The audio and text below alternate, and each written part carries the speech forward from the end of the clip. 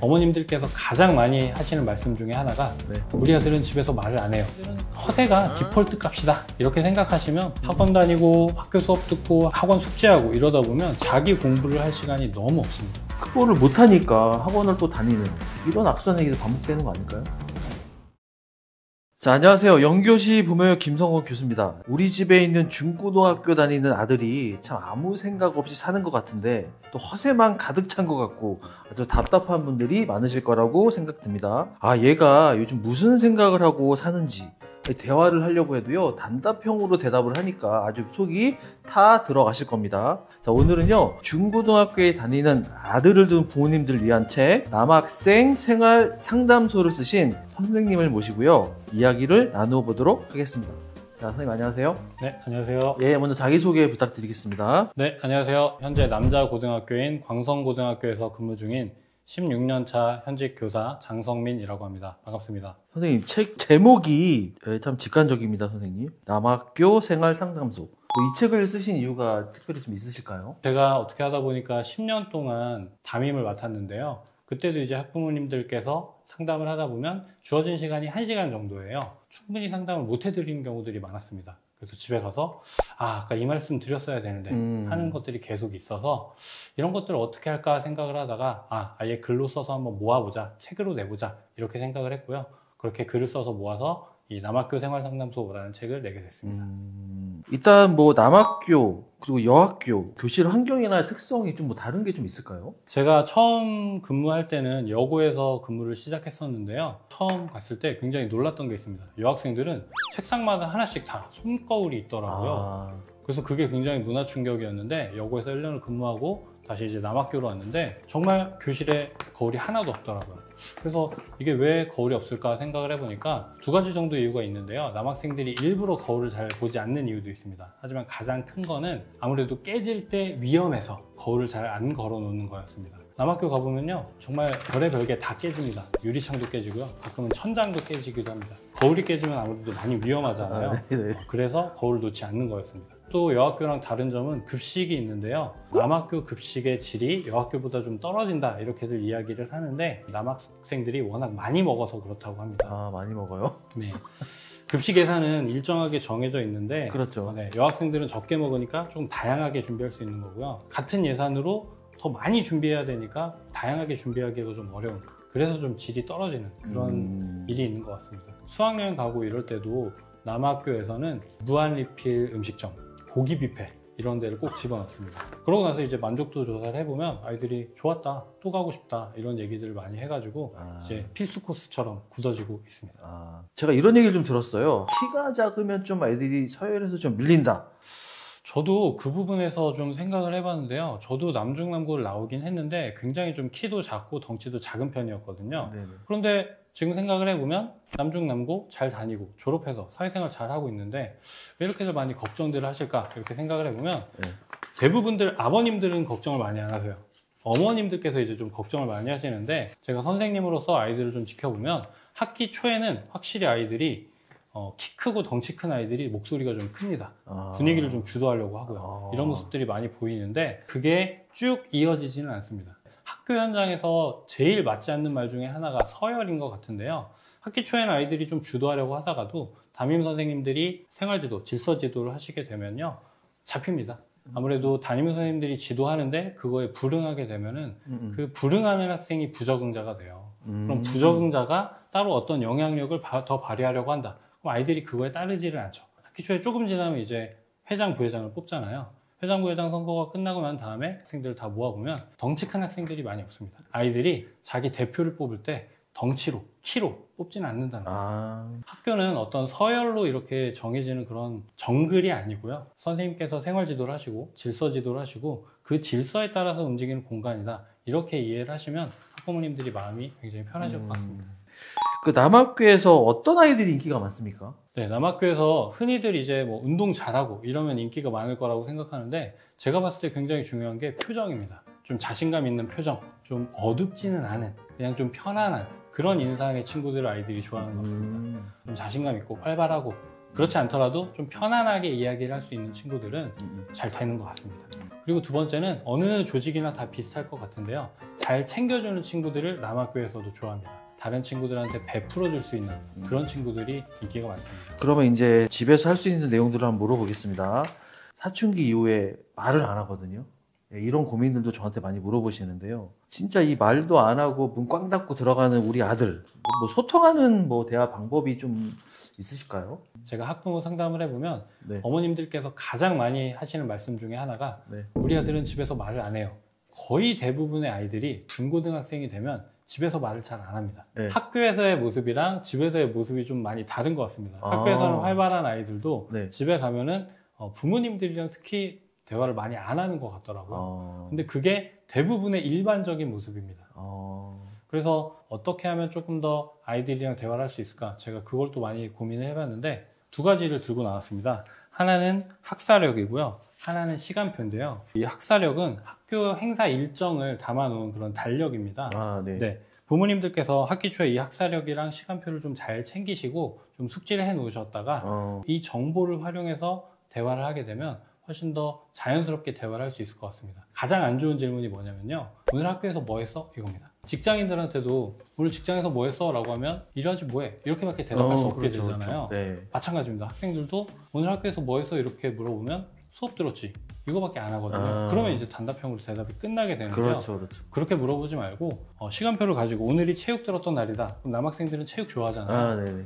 오늘 체육 들었었네? 체육 시간에 뭐 했어? 요즘은 수행평가 뭐 해? 농구도 하니? 뭐 이런 식으로 물어보면 요즘에 농구 수행평가 레이업슛 연습해? 이런 식으로 얘기를 하잖아요. 네네. 엄마는 여중이라서 여중여고 나와서 뭐 레이업슛 해본 적은 없는데 레이업슛은 어렵지 않아? 이렇게 물어보면 아이들이 이제 또 신나서 이야기를 할 겁니다. 체육을 좋아하지 않는다 하면은 뭐 국어, 요즘에 관동결국 배우니?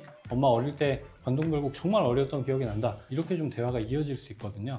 그래서 시간표를 알고 계시고, 그리고 또 학사력을 보면 뭐 동아리 활동이 언제인지, 교실 환경 바꾸기가 언제인지 이런 것들이 나와 있거든요.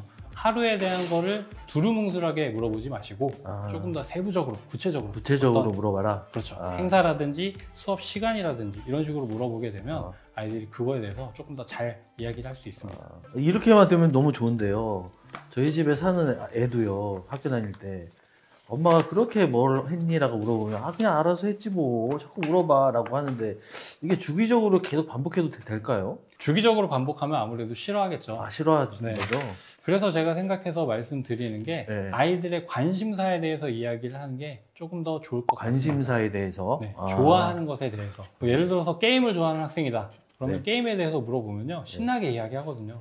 저희 아들도 지금 초등학교 6학년인데 조금 시작된 것 같아요. 말을 걸려고 하면은 좀 단답형으로 나오기 시작합니다.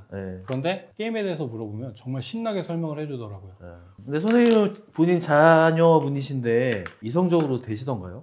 너무 잘 안 될 때도 많이 있죠.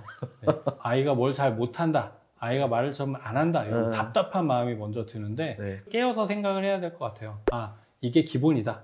아이들은 원래 부모님이랑 말을 잘 안 하려고 한다. 그리고 특히 잔소리 듣기를 굉장히 싫어하거든요. 라떼 타임이 돼서 나 땐 이랬는데 너네 행복한 줄 알아라. 이런 식으로 되게 되면 정말 말을 안 하려고 합니다. 그래서 최대한 관심사를 좀 이해해주고 좀 서로 인정해주는 그런 과정이 필요한 것 같습니다. 모든 전문가들이 또 저희 채널에 나오시면 하는 공통점이 이제 두 가지가 있는데요.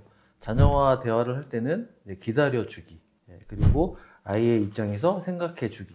그러니까 이런 말씀을 또 똑같이 하시는 것 같아서 좀 새롭게 또 느껴지는 부분이고요. 일단 이제 공부 얘기를 또 우리가 안 할 수가 없습니다. 공부를 참 잘하는 애들도 있겠지만, 아들 공부 어떻게 시켜야 됩니까? 네, 저는 항상 관심을 두고 강조하는 것이 자기주도 학습인데요. 요즘 학생들은 학원을 정말 많이 다닙니다. 국어, 영어, 수학 다 해서 학원 다니는 시간이 정말 많습니다. 학원 숙제도 굉장히 많아요. 그래서 학원 다니고 학교 수업 듣고 학원 숙제하고 이러다 보면 자기 공부를 할 시간이 너무 없습니다. 뭔가 자기 시간이 생겼을 때 아이들이 학원 숙제만 계속 하는 경우들이 많이 있거든요. 좀 잘 되면 상관이 없는데 흐트러지는 경우들이 많이 생겨요. 자기가 공부를 해야 될 것들을 좀 찾는 그런 시간이 필요합니다. 내가 어떤 게 부족하고 어떤 거를 공부해야 된다. 어떤 문제집을 풀어야 된다. 학원 숙제 말고 다른 자기가 자기의 부족한 것을 채울 수 있는 그런 공부, 그런 시간이 좀 많이 필요하고요. 그러니까 그게 말씀하신 대로 올바른 자기도학습인데 보통의 이제 중하위권 아이들이 노력비에 성적이 안 나오는 이유 중에 하나가 학원에 뺑뺑이를 도는 게 너무 많기 때문에 네네. 실제로 고등학교 정도 되면 혼공하는 시간이 4시간 정도는 채워져야 되는데 그걸 못하는 부분들이 좀 많이 안타깝다는 말씀이신 거죠. 네네. 실제로 남학교에 계시니까 뭐 공부 잘하는 애들의 뭐 특징이 좀 보이세요? 최상위권 학생들은 자기 공부를 하는 시간이 정말 많고요. 정말 부족한 부분, 필요한 부분만 학원에 가서 수업을 듣습니다. 그래서 제가 중하위권 학생들한테도 강조하는 것이 학원 숙제만 하지 말고 너희들이 부모님이랑 같이 서점에 가서 니들이 직접 필요한 문제집을 고르고 그걸 네가 풀어보는 시간을 늘려야 한다. 그렇게 추천을 많이 하고 있습니다. 근데 이게 두 가지 딜레마가 있어요. 말씀하신 대로 혼자 공부하는 게 자기도 학습이 아닌데 자기가 모르는 걸 스스로 찾아서 이 부분만 자기 걸로 만들고 근데 학교에서 국어 공부는 이렇게 하는 거야 수학 공부는 이렇게 하는 거야 라고 알려주지 않잖아요 사실은요. 네네. 공부를 무작정 오래 하는 애가 있어요. 근데 성적이 안 오른단 말이죠. 근데 우리가 자기도 학습은 혼자 하는 시간이 늘려야 돼 라고 해도 그거를 못하니까 학원을 또 다니는 이런 악순환이 반복되는 거 아닐까요? 정말 공부를 열심히 하는데 성적이 안 나오는 학생들이 가끔 있거든요. 그런데 그 학생들은 보면은 정말 이렇게 잡고 있는 시간은 긴데 집중하는 시간은 조금 적은 것 같아요. 아무래도 중하위권 학생들은 일단 이해하는데 빠듯합니다.